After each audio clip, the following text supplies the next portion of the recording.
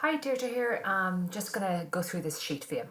Okay, so the first thing it says is set the print area. So it's asking you to select cell B1 to H16. So I'm going to do that now. I'm going to select B1 to H16, which is there.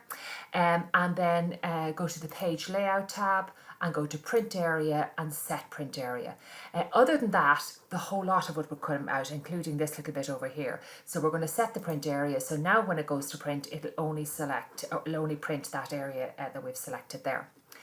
Okay, the next thing it wants is to change the orientation to landscape. So again, it's on the page layout tab and we click on page orientation and we move to landscape. And you can see it'll be now in landscape mode. Next thing it asks us to do is the format painter. So it wants all of the columns to look like this one here. So we're going to click on column B, okay, and we're going to pick up the style of it. That's on the home tab, and click on your format painter. And you'll notice now there's a paintbrush hanging out of my mouse. I'm now going to click on column D, and you can see column D now looks like column B.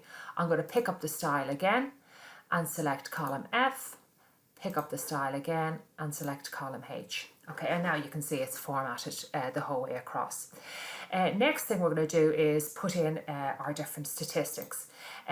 If it's been used recently, on the home tab we could click down here and use these ones here. Okay, so we can see max and min and count are available here. But if it's not listed here for you, you can always select the FX. Main thing to do is select where you want the answer to appear, which is cell B15. Click on your FX. Okay, and if we couldn't see, for example, max over here, or average we're looking for over here, we could type it in, average, and press enter. And you can see then once you press enter or go, it will select it down here for you. So I've selected it here and clicked on OK. It's now asking me where we want to get the average of.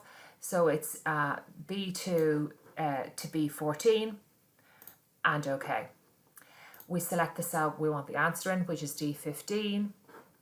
I'm going to use the one up over here and max. It's already picked up D2 to D14. That's perfect. So I can just go correct, count, click over here, count numbers and correct, and min is over here and correct. Okay, that's the end of this sheet.